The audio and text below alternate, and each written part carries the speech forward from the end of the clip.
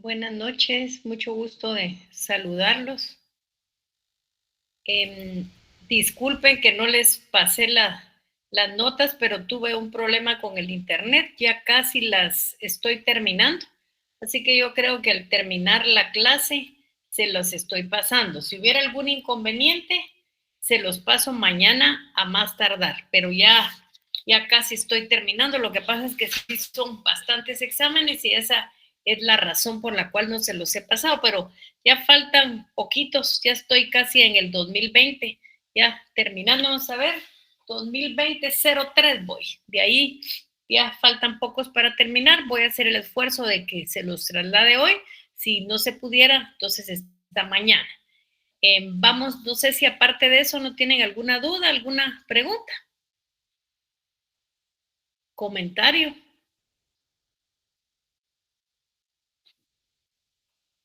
Bueno, si no es así, entonces vamos a comenzar nuestra clase de hoy.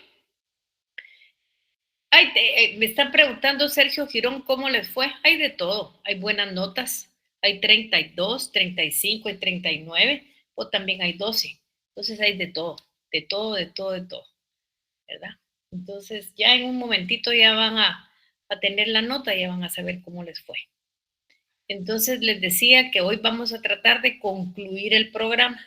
Así para el día jueves siempre voy a abrir la plataforma, pero para los que tengan alguna duda del examen, voy a estar lista para resolverlo. ¿No tienen algún otro comentario? Entonces vamos a continuar con el punto que nos habíamos quedado, que eran los principios de la política fiscal. En la otra clase ya terminamos y creo que aquí no va a ser la excepción. Si ustedes se recuerdan, nos quedamos en los principios de evaluación y control. ¿Cuáles son los aspectos que deben de entrar dentro de este principio? En primer lugar, la ética de la gestión pública. Yo creo que eso es muy importante, la ética de la gestión pública, y hasta hoy por hoy no la hemos conseguido. Es una materia que la tenemos pendiente y es la que estamos trabajando. Claro, la ética de la gestión pública no es de dos personas. La ética en la gestión pública es de todos. Todos debemos de tratar de que todos los empleados públicos, que nuestra gestión, desde el jefe más alto hasta el más bajo, es que la gestión sea con ética, con moral, y que eso es muy importante en este tema. Siempre debemos de estar sujetos a la ley, y más en el aspecto financiero. Ustedes saben que tenemos nosotros un principio fundamental que se llama principio de legalidad, que está recogido en el artículo 239 de la Constitución, en donde dice que lógicamente todos los impuestos deben de estar basados en una ley. ¿Qué quiere decir eso? Eso quiere decir que estamos sujetos a la ley. Luego, cuando hablamos de principios y evaluación y control, perdón, sabemos que estamos mediante los contenidos de la ley de la Contraloría General de Cuentas, y ahí también nos encontramos ante una sujeción a la ley. Siempre buscamos el control de la eficiencia y eficacia en el uso de los recursos públicos. Como dicen algunos autores, lo que deseamos es sacarle lo mejor a los recursos públicos y que los recursos sean utilizados con eficacia y eficiencia, porque esto va a ser poder satisfacer las necesidades de la población, y lo que perseguimos es romper la brecha de la pobreza y el desarrollo. Entonces sí debemos de tener controlado esos dos elementos. El combate a la corrupción y a la impunidad, ya no podemos seguir en eso. O sea, si ustedes se dan cuenta, el combate a la corrupción, está en todo, y nos ha causado muchísimos daños. Ya es momento en que esto desaparezca, en darle prioridad a la ética y lograr que el país sea diferente. Naturalmente ese es trabajo de todos, no de un grupo, de todos. Luego está la transparencia e información. Ya todo debe de ser público, y creo que las plataformas tecnológicas lo han logrado de alguna manera. Por eso cuando ahora el sindicato de los maestros quiere que el pacto se se mire de una manera secreta, como que va en contra de todos estos elementos, y lo que buscamos es la transparencia y la información, el estar enterados de todo lo que está sucediendo, naturalmente en base a los principios de evaluación y control. Luego tenemos la universalidad de la evaluación de la administración pública. Lo que se quiere es que universalmente sea evaluada para mejorar cada día y que los resultados cada día vayan siendo mejores y diferentes. Y luego la auditoría social. O sea, debería de estar ahí el presupuesto del Estado en cuanto al principio de evaluación y el control, y que pueda verlo cualquiera, que no sea un secreto, que se den cuenta en la manera en que se están usando los recursos del Estado. Luego, desde hace tiempo se ha buscado el principio de descentralización fiscal. ¿Qué quiere decir eso?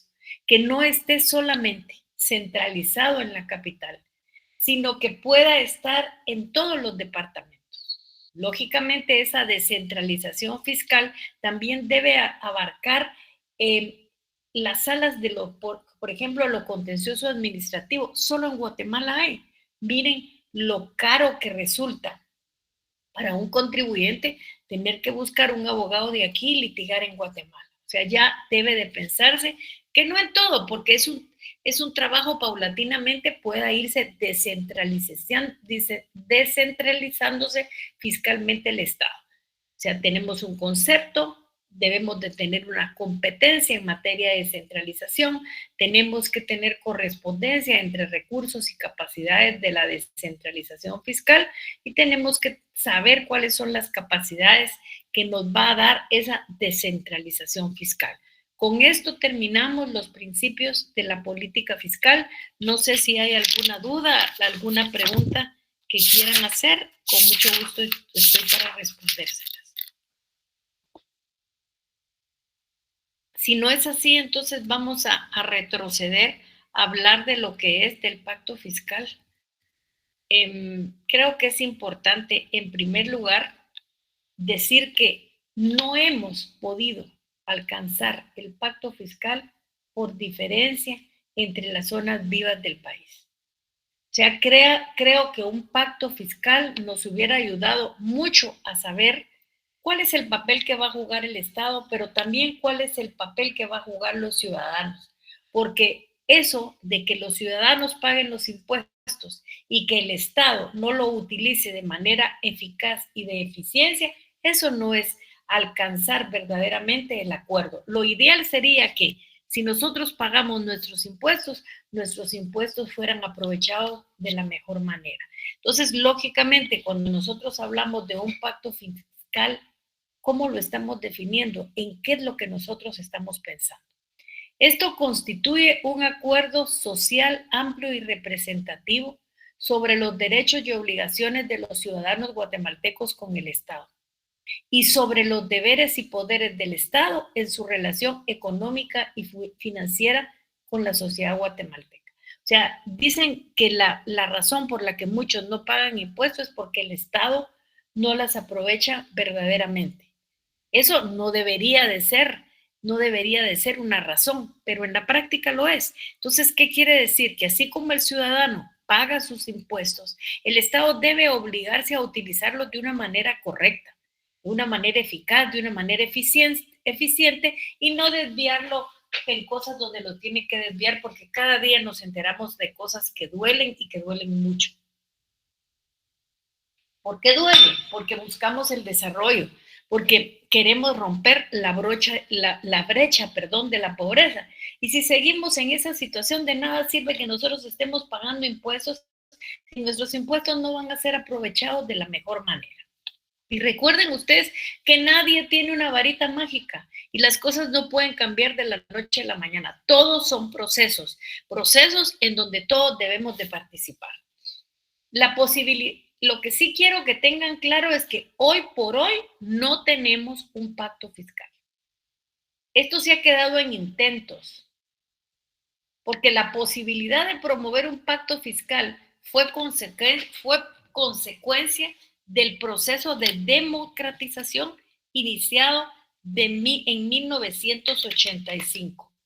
Hoy por hoy tenemos 39 años de estar viendo esa posibilidad que no se ha concretado. 39 años diciendo que lo mejor para Guatemala, si se quiere romper la brecha de la pobreza, es tener un pacto social, pero no lo hemos podido tener. Somos una sociedad fragmentada.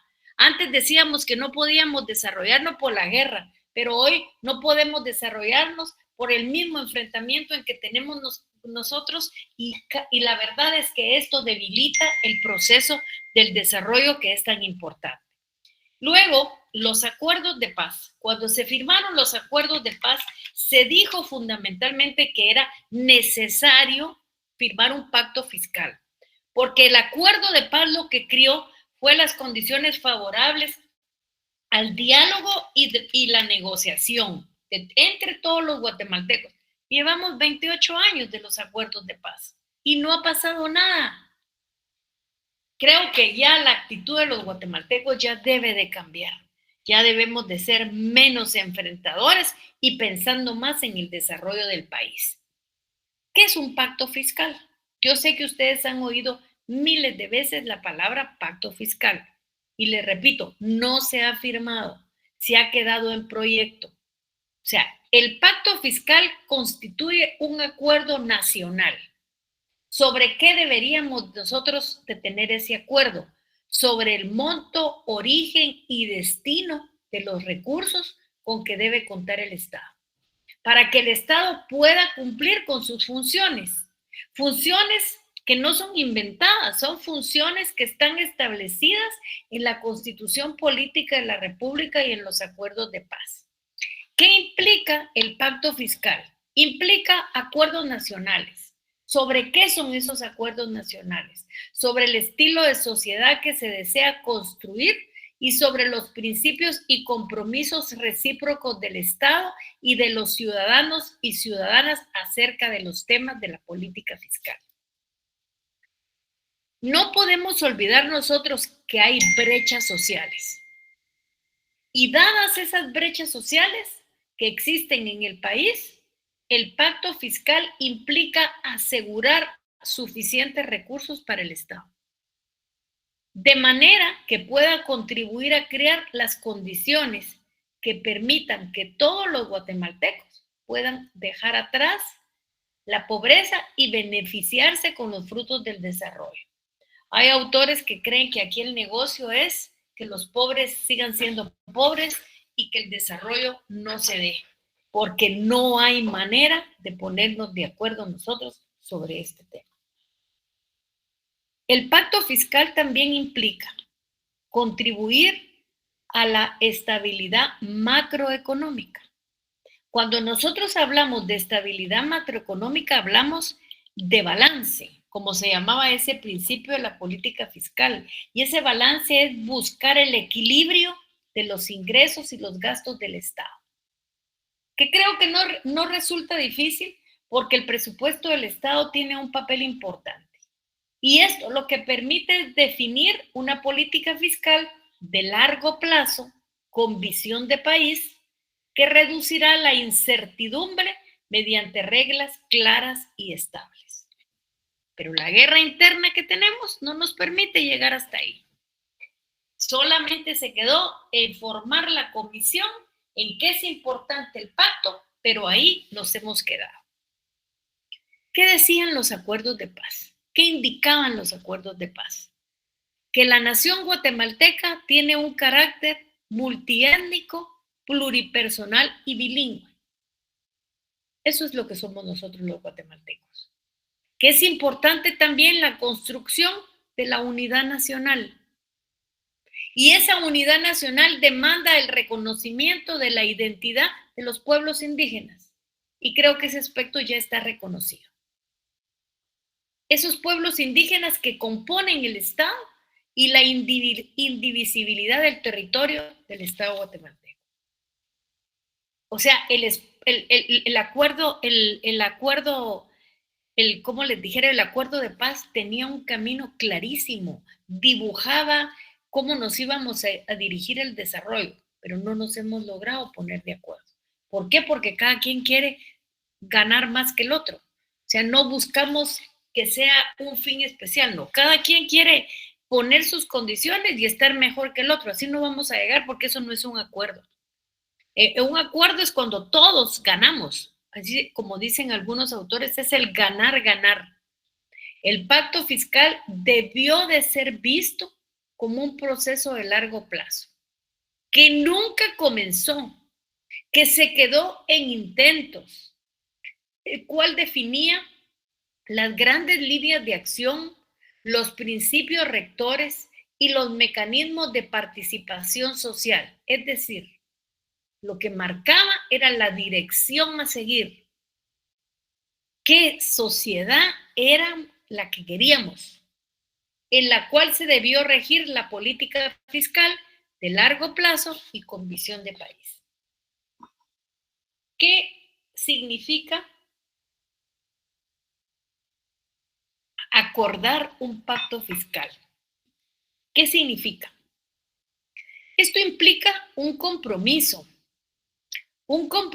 de trascendental importancia para permitirle al Estado cumplir con sus funciones básicas, especialmente en materia social, económica, de seguridad y de administración de justicia. Como yo les he dicho miles de veces, no querramos abarcar tanto las funciones básicas, pero las funciones básicas, lógicamente, hagámoslas bien. Y si nosotros las funciones básicas las hacemos bien, ahí vamos a ir adelantando un montón de situaciones que son completamente importantes. Es importante, y esto ya lo dije y lo volvemos a recalcar, que dadas las grandes brechas sociales que existen en el país, es importante asegurar suficientes recursos para el Estado, de manera que pueda contribuir a crear las condiciones que permitan que todos los guatemaltecos y guatemaltecas puedan dejar atrás la pobreza y beneficiarse de los frutos del desarrollo. ¿Qué significaría a estos momentos concretar un pacto fiscal? Lo que significaría es contribuir a la estabilidad macroeconómica. ¿Por qué? Porque habría un balance, habría un equilibrio entre los ingresos y los gastos del Estado.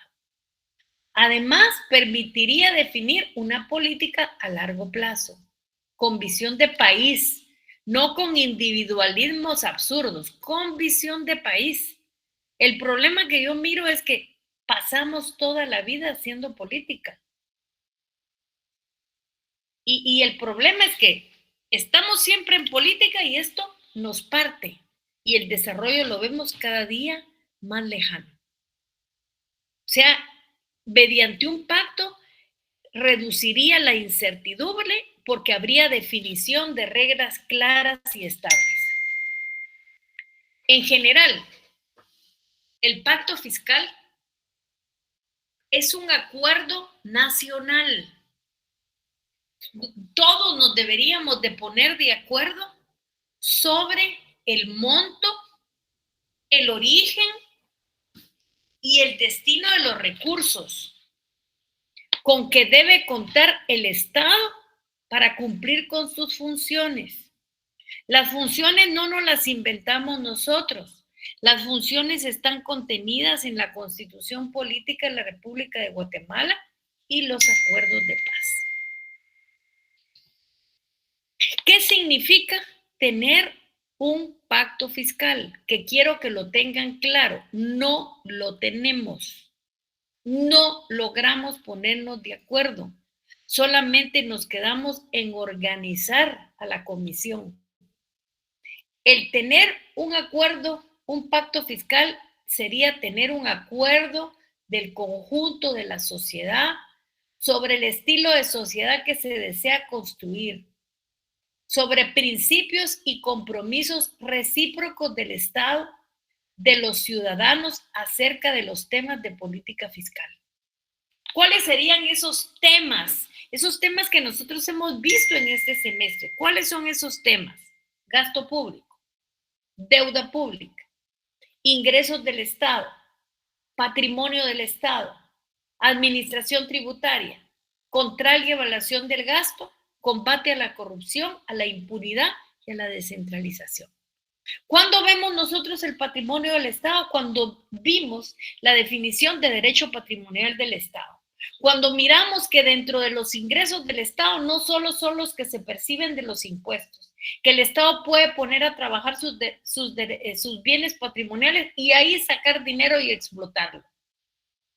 También cuando es que nosotros estudiamos a la administración pública, a la administración tributaria, cuando leímos la ley de la Superintendencia de Administración Tributaria, cuando vimos el control y evaluación del gasto público, cuando leímos la ley de la Contraloría de Cuentas, si la leímos, si la compramos o cumplimos con lo que teníamos que hacer. Y luego, el tema que nos preocupa a todos, y por lo que debemos trabajar, combate a la corrupción y a la impunidad y descentralización. Pero combate a la corrupción significa en todo lo que yo hago, volverme transparente. No que solo en unas cosas quiero evitar la corrupción, pero en la otra estoy ahí, porque es la que me conviene, es por la que me ofrecen. Ya esa figura de la corrupción, creo que ya sabemos el gran daño que nos ha causado y ya lo deberíamos de sacar del común de nuestras vidas. Hay muchas experiencias de pactos fiscales en varios países. Y en ocasiones ha sido el resultado de procesos graduales. ¿Qué quiere decir eso? Esto quiere decir que no va a surgir rápido ni de la noche a la mañana. Van a ser procesos graduales en donde lo que se van a construir son consensos. Eso es en algunos. En otros, como el resultado de negociaciones realizadas con el objetivo implícito de llegar a un acuerdo fiscal. ¿En dónde hay acuerdos explícitos sobre política fiscal? En primer lugar, en Nueva Zelanda. Se dio en la época de 1980.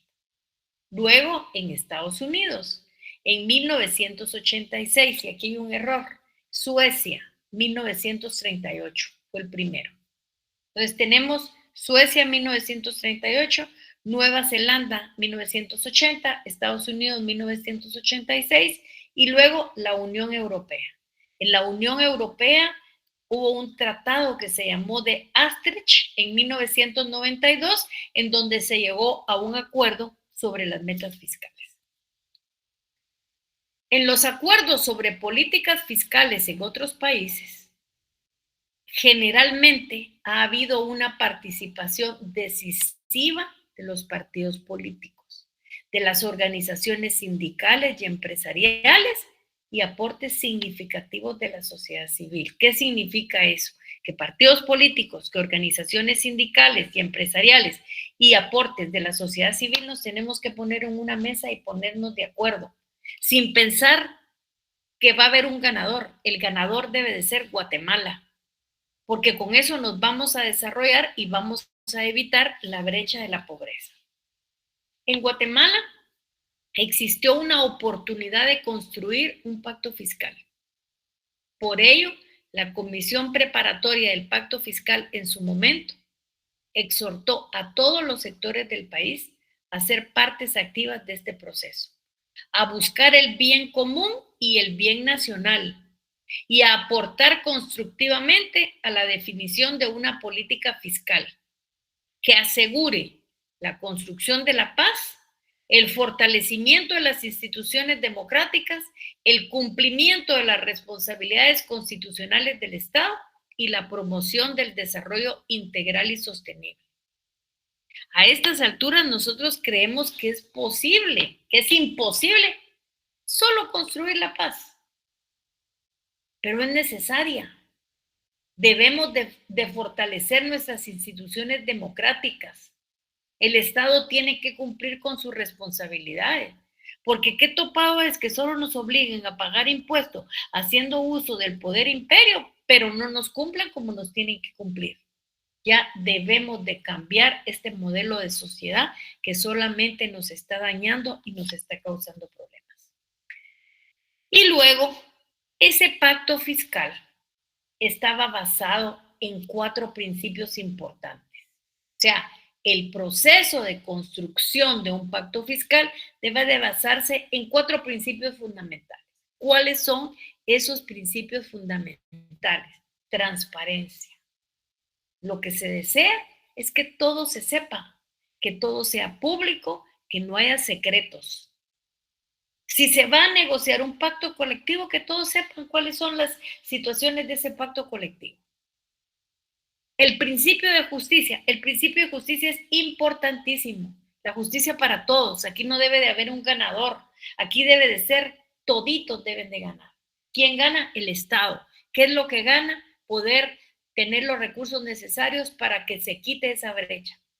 Luego, la participación. Sí, la participación debe de ser de las fuerzas vivas del país. ¿Cuáles son esas fuerzas vivas del país? Partidos políticos, organizaciones sindicales y empresariales y los aportes de la sociedad civil que son tan valiosos.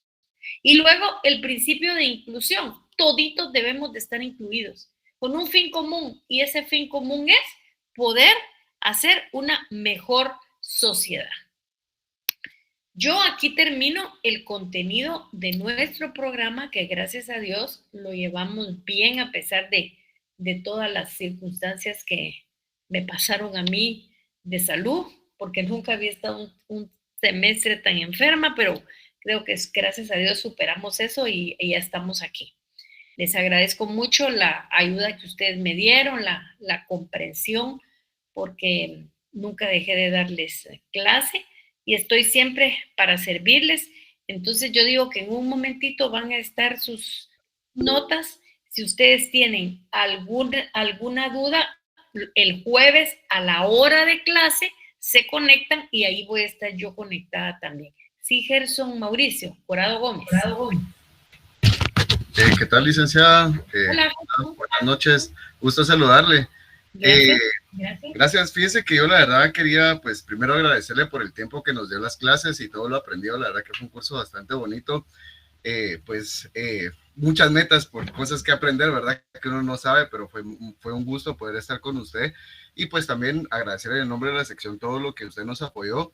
Y si en algún momento, pues, no sabemos cómo nos ha ido con las notas, pero si cabe la posibilidad de que nos pueda apoyar a las personas que no lleguemos a zona mínima, pues no sé, tal vez con algún trabajo o algo, para pues obviamente nosotros tenemos la intención de sacar su curso de la mejor manera. Entonces yo en nombre de todos pues quería aprovechar la manera de poderle expresar estas palabras pues amablemente, si en algún momento pues no pudiéramos llegar a zona mínima, ¿verdad?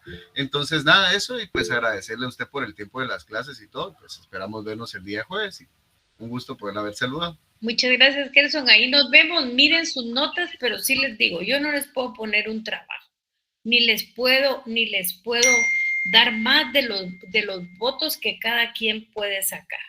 Pero sí, le digo, hay notas buenas, hay 39, hay 35, y yo estoy de verdad para servirles. Así que primero miren sus notas y ahí platicamos el jueves, porque hay de todo. Mucho gusto saludarlos. Feliz noche. Ahorita voy a terminar, así les quito la armonía que tienen. Pasen feliz noche. Buenas noches, licenciada. Gracias, licenciada. Feliz noche. Feliz licenciada. Gracias. Feliz noche. Adiós.